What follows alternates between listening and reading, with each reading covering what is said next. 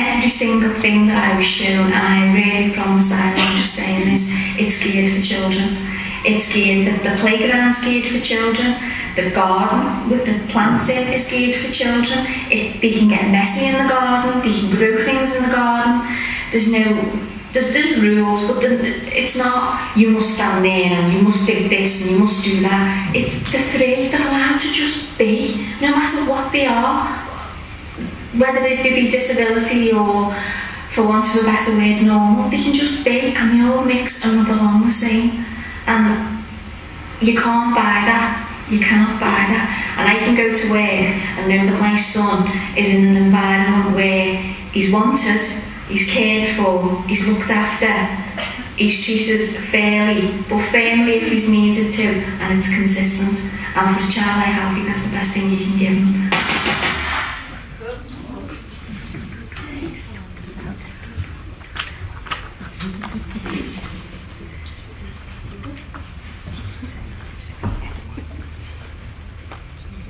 We'll just have to move on.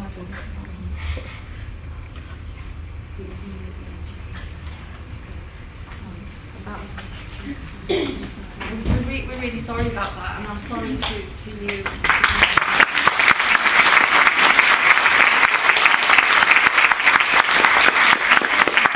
For you, there may be one or two technical hitches, so we're just going to have to leave that. But it wasn't in at the end, so we're going to move on to Anne.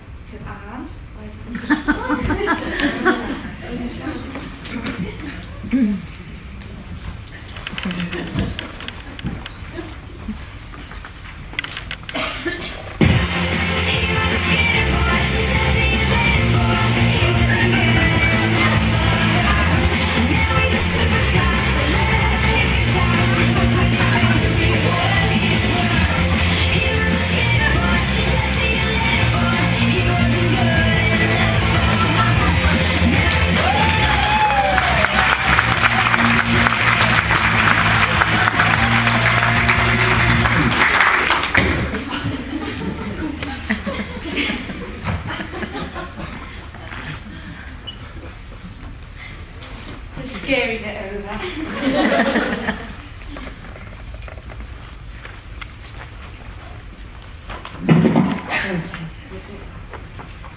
The first words that I heard from Jack and Joan were action research, so that's why I chose my entry.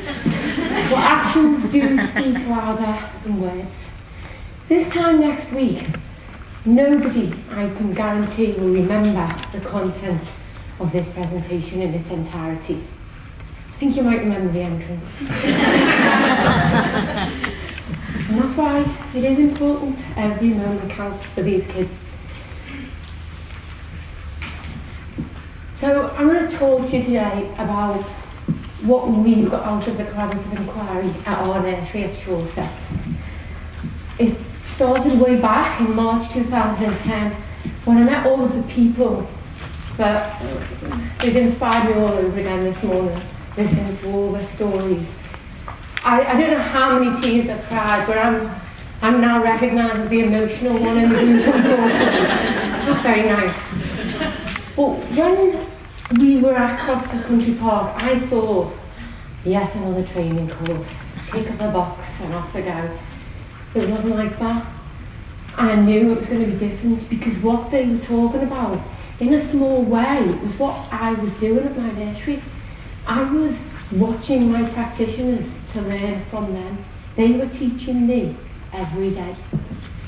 Somebody sat next to me at that very first meeting, and Joan and Jack and Janice were asking for support from the settings, and she nudged me and said, I haven't got time, I don't think this is for me.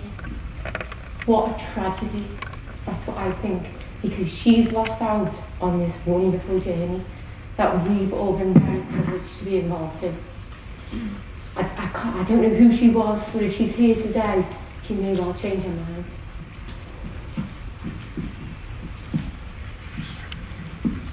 So, my journey, well, it's been emotional, hasn't it, girls and boys?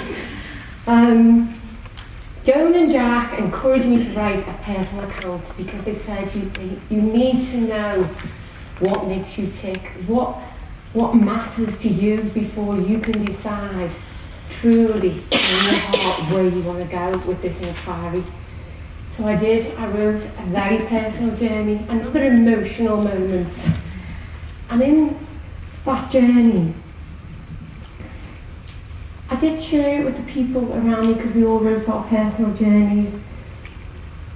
But what came out of it was almost an epiphany of, yeah, that's why I'm here in childcare.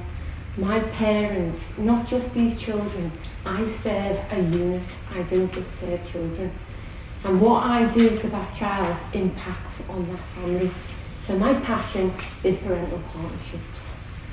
But the journey was about me, and I was very sceptical. I didn't want to write it because it felt I'm a service to other people. It isn't about me, but it is because it's what drives me to make the difference. So we're just going to have a little bit of role play. With the help of Bernie, I'm going to reenact a few scenes from my previous life, shall we say, before childcare. The first scene is me in my bedroom at 17 years of age.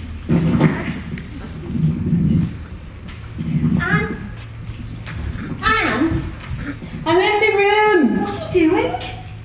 Oh, Mum, in chemistry level tomorrow. Oh, I've got to revise. Oh, Anne, what's wrong? Just going to revise. But Anne, Coronation Street's on.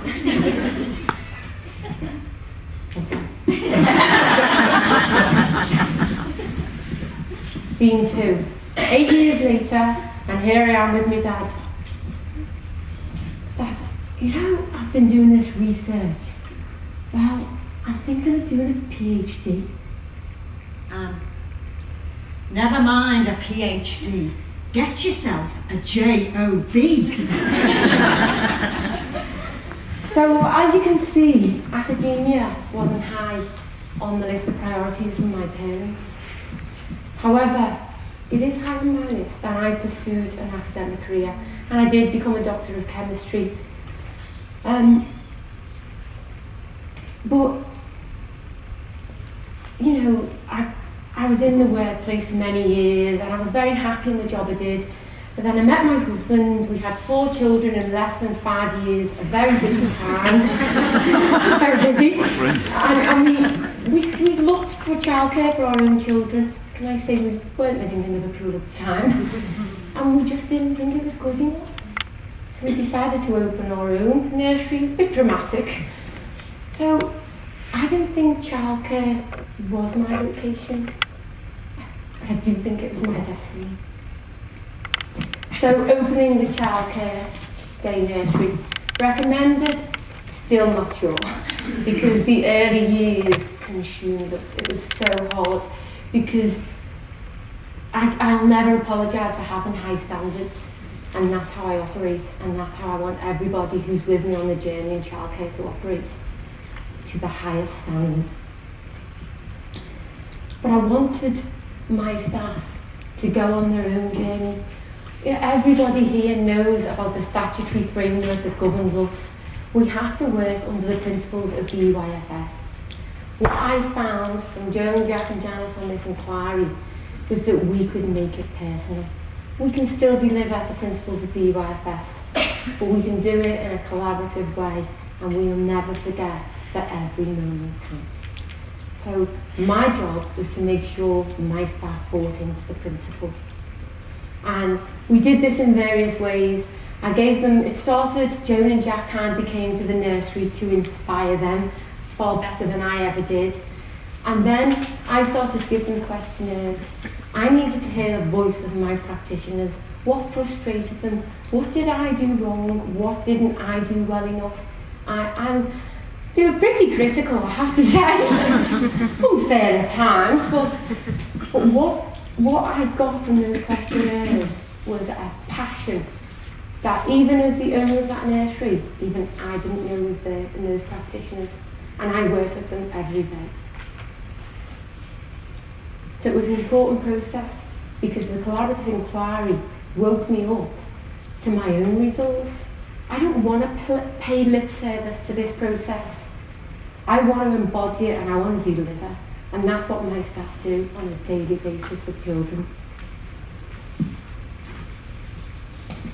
So, what you'll see here is a video clip of some of the, it'll represent the themes of the EYFS. The first clip will talk about positive relationships. All these ideas come from my practitioners, nothing to do with me. They have organised parent days in our nursery, and that's what you will see, and how those partnerships have benefited enormously. The second clip is about a unique child. We know every child is unique. We've never doubted that. But there are times in a child's life when they need a little bit of extra care and attention. And in the case of Alara, who left us in October 2010 with a very severe brain condition and returned to us 6 weeks before this video was taken, unable to walk with very limited speech. I'll let you see the results for yourself. And the third clip is how, when we provide enabling environments, our children learn and develop. So let's look at the clip.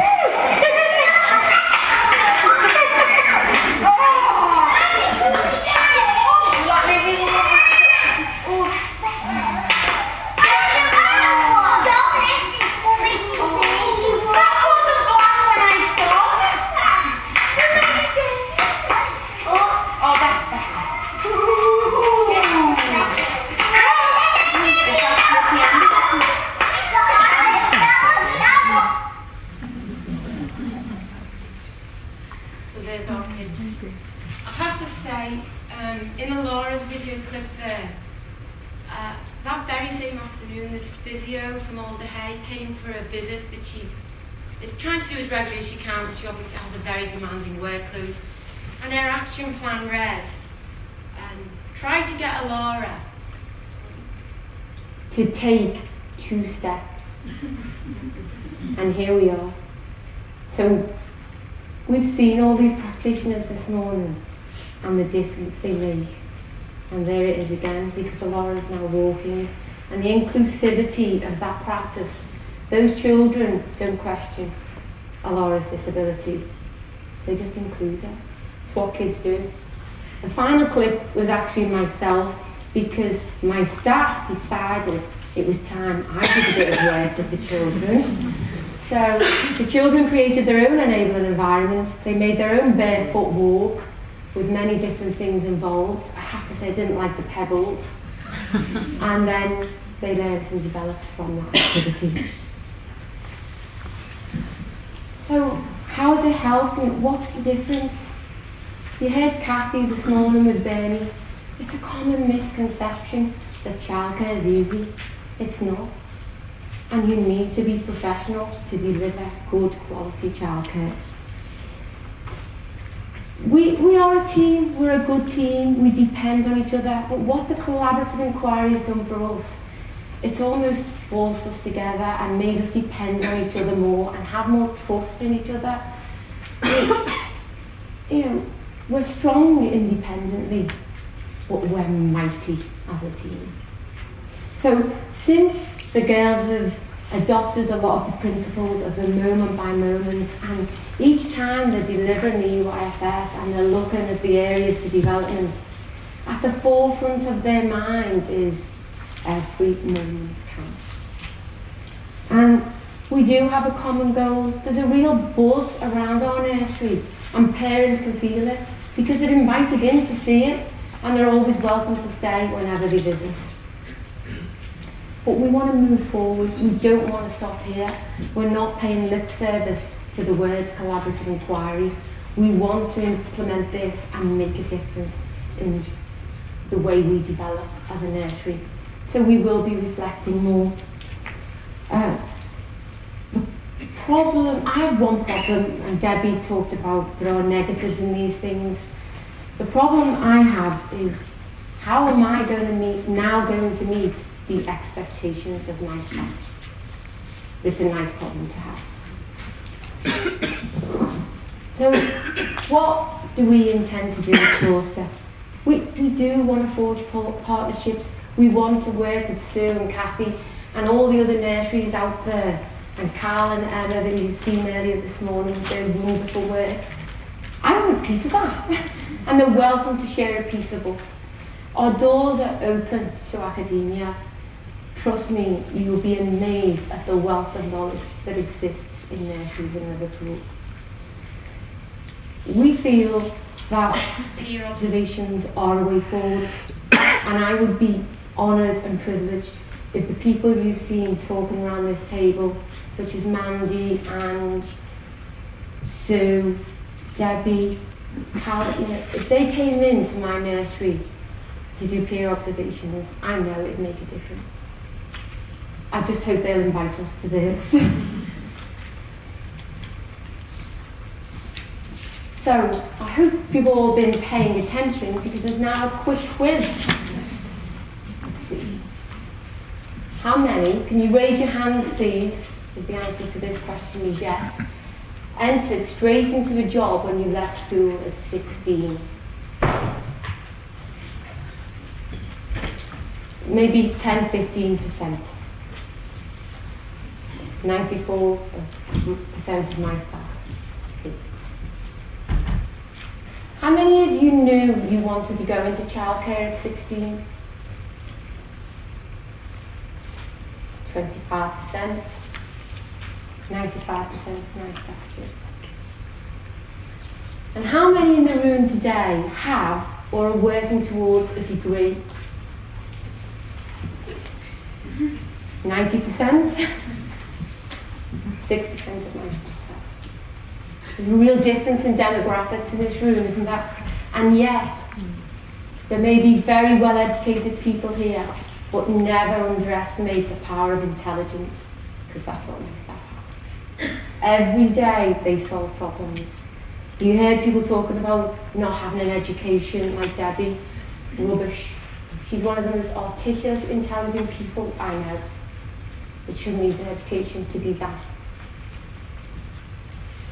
So, I've got an analogy for you because I want to try and get my message across as strongly as I can. Imagine Raymond Blanc has invited you to his personal kitchen, and it is fabulous. There's every ingredient in the world of the best quality from the best suppliers. And there's 10-speed mixers, and there's utensils to die for, and there's cookers and everything you could possibly need. And Raymond Blanc helping you make a banquet that is fit for a king. Then you go back to your nursery. You've got to feed 46 kids. And you've got no utensils. And you haven't got those ingredients. Do you not see, if you came to our nursery as knowledgeable academics, the difference we could make to you and you could make to us by seeing the limits we have to operate within? We know there's a place for research in our nursery. Do you know there's a place for us in research? Things do need to change. I'm convinced of it. I was convinced of it the day I started on the collaborative inquiry. Classroom teaching will not work on its own. Our doors are open to academia, but listen to the voice of the practitioners, because as you've seen this morning, it's so knowledgeable and rich with information. Develop the training from the bottom up. Reverse your thinking powers. You know, let the strong help the weaker practices. Work together to make Liverpool deliver a better standard of childcare. We can create small cluster groups. You know, we're able to do that. That's not a problem for us in nursery settings. And we can evaluate the effectiveness of our own groups. But what we need to deliver this is a dedicated resource. It won't happen without that resource. You know, if you fail to plan, you may as well plan to fail. So someone has to drive this change. It won't happen. It won't just happen. And I had an analogy in my mind. You know, we're all familiar with the 3 R's of safeguarding: recognise, record, report. We've got 3 J's. We've got Joe, we've got Jack, and we've got Jance, and we can use that. Just give them the tools they need to be able to help us drive the changes forward.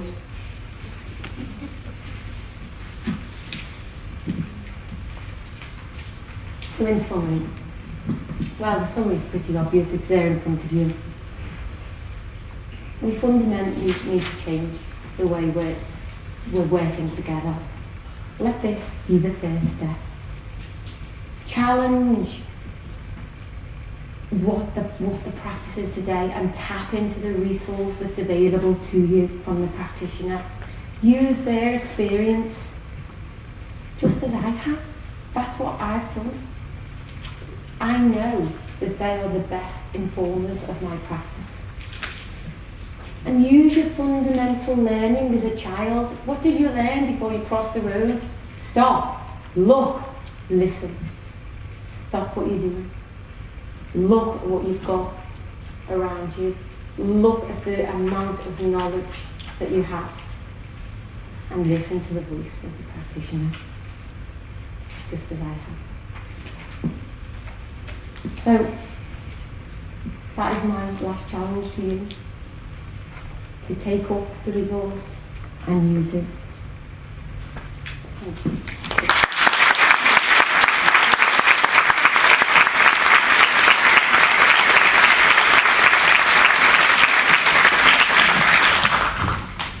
I am happy to take questions. No, you can't borrow a skateboard, I have to return it. You want me hoodie? No. Can I skate back, of course? If you repeat, My friend over his hand is possible.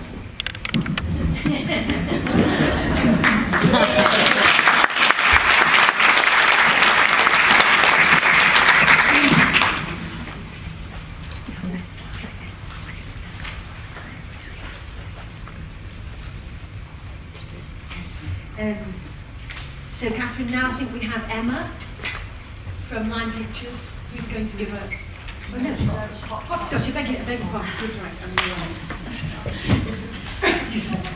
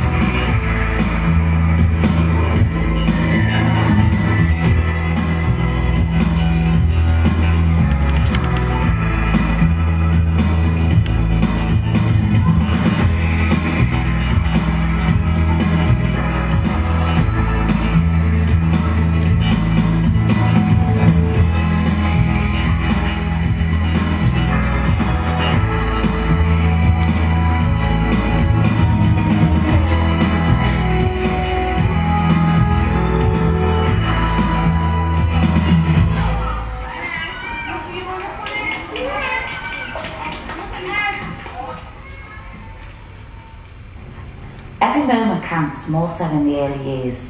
Yes, we do change nappies and we do play with children. That's our job, but every moment we spend with the children counts.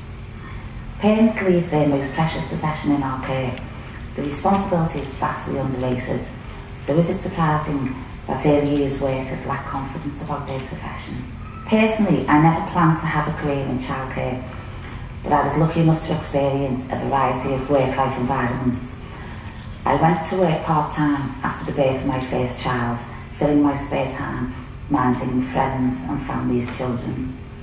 As my mother used to say, if you have one, you might as well have five.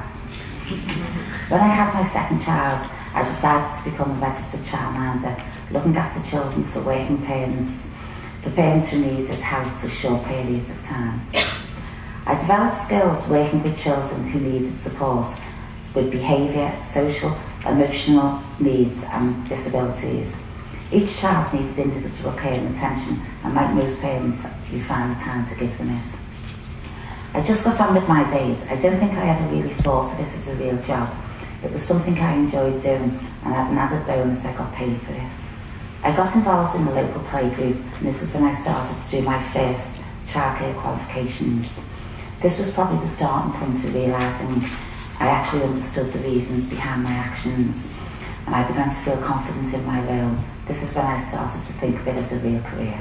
I was lucky enough to have a childhood where my father's favourite saying was there's no such word as can't. So when I decided to move from childminding into nursery care, I didn't think I really thought of it. I just found suitable premises and went for it. I opened Hopscotch with rose-tinted glasses, thinking everything would just fall into place. It would be a bright, welcoming environment where children would receive the individual care they did from a childminding setting, and they were all treated with the same respect and care I had for my own children. I soon began to realise my biggest challenge was getting the right team of staff to work with me. Once I had them, it was my job to motivate them and support them in their role. The biggest issue was to get practitioners to believe in themselves, how different my new role was. In the past, my focus was for any child in my care to believe in themselves, to have aspirations and to feel valued. But now my focus had to be on the practitioners and not just the children themselves. Collaborative inquiry started with celebrating the work we do with children and evaluating our practice. It was only on the first session I realised to make a difference, my new responsibility was to build self-confidence in the practitioners who work with the children, giving them the skills to aim higher for themselves, and they can then promote this to the children. After all, how can someone cascade this positive attitude when they don't believe in themselves? I felt quite sad when we were asked to think about a child's life who we believed we had had an impact on. None of them could do it, even though immediately I could name children in the setting they had each personally had a positive contribution to. In the past, I've invested in training for the practitioners, but rarely seen it implemented. I now realise this was a confidence issue and not a motivational one. Practitioners need to feel confident in their own ability by realising the positive impact they have on children. I can now see a difference in practice and the responsibility the practitioners take. Most of the practitioners who have been involved in the inquiry related to their own childhood experiences when an adult who was involved in their upbringing or education had left a long-lasting impact on how they feel about themselves. I'm sure we can all remember times when a teacher or adult in our lives have either made you feel worthwhile or unimportant. With this in mind, it is easier to understand the importance of why every moment counts in a child's life and the importance of an early years practitioner and teacher's attitudes. Every minute they spend with adults will have a major impact on a child's self-esteem and confidence, and I'm now aware it's my responsibility to ensure the adults looking after children at Hopscotch feel valued and stay motivated. Whatever we do gives children their first impressions of who they are, and as we know, they are all special. I'm Chloe and I'm Deputy Manager at Hopscotch Childcare.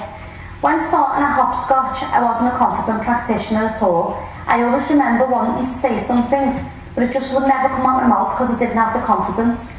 I then started reflecting on my practice and realised that I was actually good at my role. This gave me the confidence to become a confident practitioner. Since the inquiry, Sue was reflecting on her practice. This has enabled myself to receive a lot more responsibility. Due to the reflection, this has had a big impact on my confidence at Hopscotch. Jenny will talk about the strong changes and the impact she has had with an individual child at Hopscotch. Hi, my name's Jenny and I run the preschool room at Hopscotch. Confidence to me means being able to do the things that you want and need to without hesitation. I have had a positive impact on a child in my setting who wasn't communicating with the practitioners or the children due to his lack of confidence. I decided to focus on his confidence at first. I built up a good relationship with the child and then I observed him daily. He began saying a few words and then small sentences. He is now a confident little boy at Hopscotch who interacts daily with practitioners and children. I can see his development growing in all areas. Every day I reflect on his small steps he has achieved and I realise that this is because of my understanding of his personal needs and I have achieved this. Libby is also going to speak about the impact that she has had on a child at Hopscotch. Hi, I'm Libby and I'm a practitioner at Hopscotch.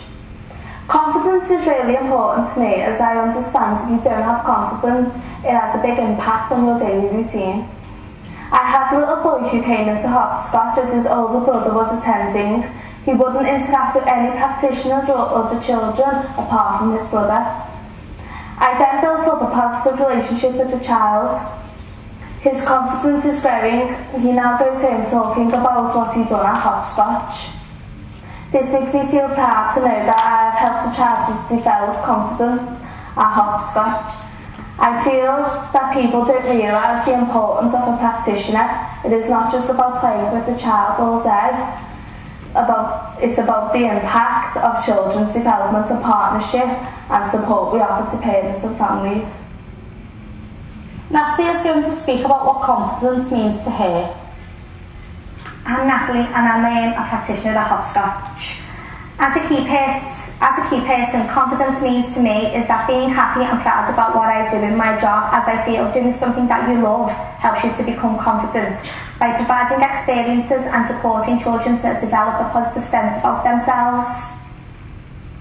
By socialising with others and learning respect for themselves and also for others. I also think that confidence to children means that helping them to feel special and good about themselves and to help them understand that they can feel safe and secure, and to show a sense of trust by gaining inner strength to create a bond with an adult, by giving children the opportunity to express their feelings through their learning.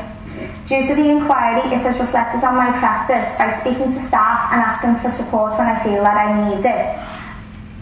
I'm working as part of a team to support others and provide good learning opportunities for children in our care. As a practitioner, I feel that is important for all of us, as I think that we are role models in a children's life.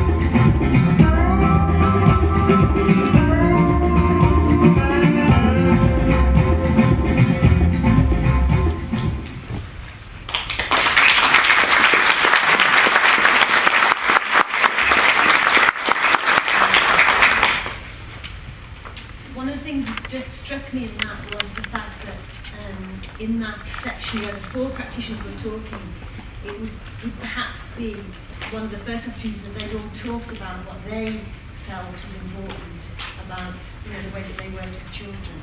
So I'm sort of really understanding now that notion of how they come together and collaborate and talk about their work together, because I'm assuming that's something that you wouldn't naturally do before. I think most settings probably similar to ours at Rompers is that it is about time restraint. So, and like Julie said earlier, when you actually condense the amount of time you have to get together and meet, it tends to be sort of staff meetings, and it's functional, isn't it? And when you're going through all these things, you've got to remember to tell people, and it is quite difficult to get together. But I think because of the collaborative inquiry, people are starting to understand that that's what's valuable, and that's when you enable your staff and empower your staff, that's what's going to make the difference. But also the act of doing that, actually coming together and doing that, is going to make a difference to them and in turn then to the... Well, of course, because if you're making your own staff confident and acknowledging that how valuable they are to the children, that obviously will then reflect on how well the children are going to do in any setting. Does anybody else want to add a comment or a question at this point? I got one comment from my presentation that's really bothering me, and it was, did I say my staff are good, but the reason why they're good, unlike all these practitioners here, is because we're always striving to be better. And then the other thing is that the idea of confidence, and there's a lot to that, talking about confidence. It actually is very complex, because it just keeps coming back. That there's probably more to say on that. I would like to introduce Emma Simon from Line Pictures, who's going to talk to us some experience that she's had developing this wonderful quilt that I'm hoping that lots of people have had a chance to have a good look at. Good afternoon, everybody. My name's Emma, and I'm the Deputy Officer in Charge from the nursery at Line Pictures. And I'd just like to tell you what the collaborative inquiry has meant to us. This is our journey. At the beginning of the collaborative inquiry, myself and Cal were unsure as to where we fitted in with this project and what we could do to try and make a difference. We had always worked hard over the years within our nursery to develop a really good partnership with parents. We felt that having a deep understanding of parents and families would help us better meet the needs of each individual child. To do this, we have developed a number of additional services, including a parent forum group, a Facebook communication group, and we also now offer regular Saturday stay and play sessions. This has all been really successful in helping us to create a nursery community for children, parents, families and staff. However, we felt that there was still something more we could do to reach all of the parents and families. We decided that we wanted to make something collaboratively that symbolised all of our values, helping us to find out what is truly important to our parents and families, what makes them who they are. After much deliberation and discussion, Cal came up with the idea of the quilt. The idea was for every parent to be given an equal sized square of material, for them to express their values in whatever way they felt most appropriate. This was totally optional, and parents could contribute as little or as much as they liked. We wanted to ensure that this was an inclusive project which welcomed all. However, there was no pressure for parents who did not want to participate, as we have huge understanding about how precious time is and often how hard it is to come by. Parents who didn't feel confident in coming along to any of the sessions or talking about their values, but who still wanted to be involved, could do this in their own time and their own way at home. The response we got from this was outstanding. We were all so pleased and overwhelmed with the results of the squares we got back. It was amazing to see how much the amount of time, thought and effort that had gone into every single square. Each one is equally important and valued by us greatly. Often settings can use the excuse that their parents are too busy and haven't got the time to participate in these sorts of nursery activities. However, we feel this project we have completed is living proof that this is not true. Most of our parents have really stressful jobs and work very long hours, and yet many of them still manage to make the time to help, often on more than one occasion. For me, the most poignant and special part of this project has been the coming together and the sharing of stories with the parents. We had 2 occasions when we invited the parents to come along and to help us sew the quilt together. One of these occasions was a Saturday afternoon, and the children were invited to come along and help too. The other occasion was an evening event just for parents and staff. Both of these occasions were lovely. There was such a nice atmosphere with laughter, tears and lots of chatter. Everybody who was there had their own unique story to share, and it was an absolute pleasure to listen and learn from others. People were proud to share happy childhood family memories that had helped them develop the values that they have today. The process of sewing this quilt together as a community is a metaphor for the whole collaborative inquiry. It encompasses the inquiry as it symbolises working together. The essence of the inquiry is to share stories and learn from others using a living theory method. People who have been involved in the making of this quilt range from generation to generation, including mums, dads, brothers, sisters, aunties, and even grandparents.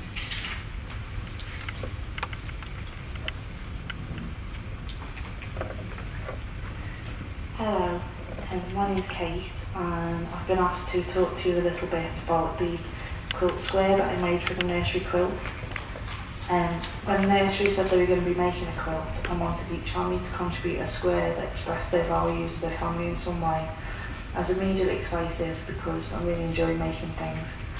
Then I started to worry about it a bit because I wondered how you can possibly sum up what your family is about in one quilt square. I kept putting off starting it until finally inspiration struck. When our daughter was born, one of the gifts we received from my parents was a book called The Prophet by Khalil Gibran, and a bookmark was placed at the passage about children. The passage reads, "Your children are not your children. They are the sons and daughters of life's longing for itself. They come through you, but not from you. And though they are with you, yet they belong not to you. You may give them your love, but not your thoughts, for they have their own thoughts. You may house their bodies, but not their souls, for their souls dwell in the house of tomorrow, which you cannot visit, not even in your dreams. You may strive to be like them, but seek not to make them like you, for life goes not backwards nor tarries with yesterday.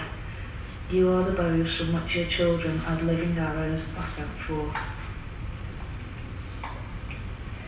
It wasn't until I read this passage through the eyes of a new parent that the meaning of the words finally sunk in and perfectly summed up what parenthood meant to me and Mabel's dad. When I thought about that, I realised that was what I should put on the square. I chose to embroider the words, and I thought it'd be nice to embroider them around the image of a tree, which is the visual representation of the tree of life. It wasn't until Cal invited me to talk about the square that I realised that to embroidering the words was in itself symbolic of my family. My mum was a huge influence in my life, and it's from her that my love of craft and creating things has come. My mum is a very creative person herself, and when I was growing up, she taught me how to sew and knit, amongst lots of other things. She never forced her interest on me, she was just there ready to share her knowledge when I asked. As I was sewing the words into the quilt square, I was very aware that it is in part an expression of my love for my daughter, but I now realise it is also in part an expression of my love for my mum and all that she has passed on to me.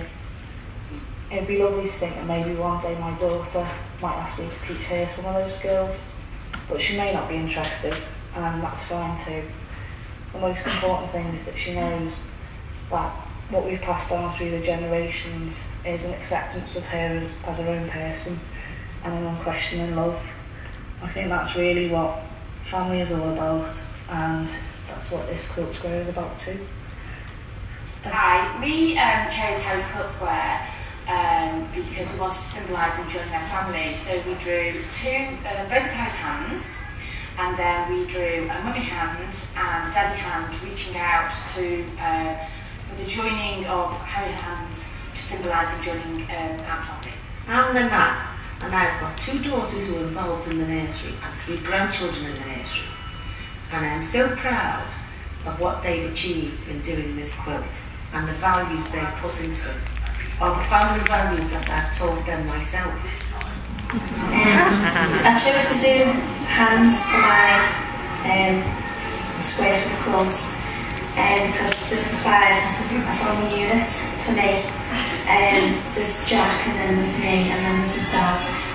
I also put Steve's family on the top because that's what it is to me. There's a song by Love which has got that title, and every time I hear it, it just makes me think of us as a family, and it just means everything to me. It's the most important thing to me in the world. So I decided to do that.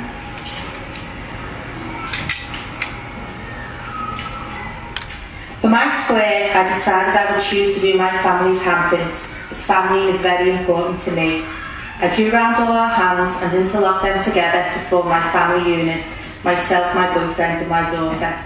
Around our handprints, I drew hearts to represent members of my family who are important to me, for example, my mum, dad and sister. I would just like to introduce Claire Dunn, who is a parent from our setting and who has very kindly agreed to take the time out of her busy day to come here and explain to you all about what the quilt means to her. The quilt means a whole variety of things for me. It shows a sense of love and abundance from all the parents, staff and children and family members who had a hand in making it. From conception to reality, it really was and still is a labour of love, and is something we should all be very proud of. It is the love we have for our children and the shared common goals of parents and staff that enabled us to create our quilt. This quilt is our nursery. It's the families, the stories we have to tell, the most important qualities we value. We work together as a family, and I use the word family because in all intents and purpose, we are a nursery family. I trust the staff with the most precious things in my life, my children, and I am confident that they love my children and care for them in the way I would want and make every moment of their nursery life meaningful. The quilt demonstrates this for me.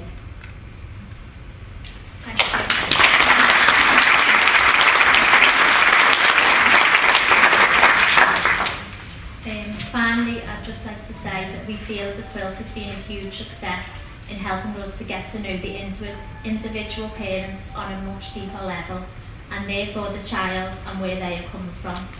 We can't thank them enough, as this would not have been possible without their help and support, and we truly appreciate every moment of shared love and care that has been put into this quilt.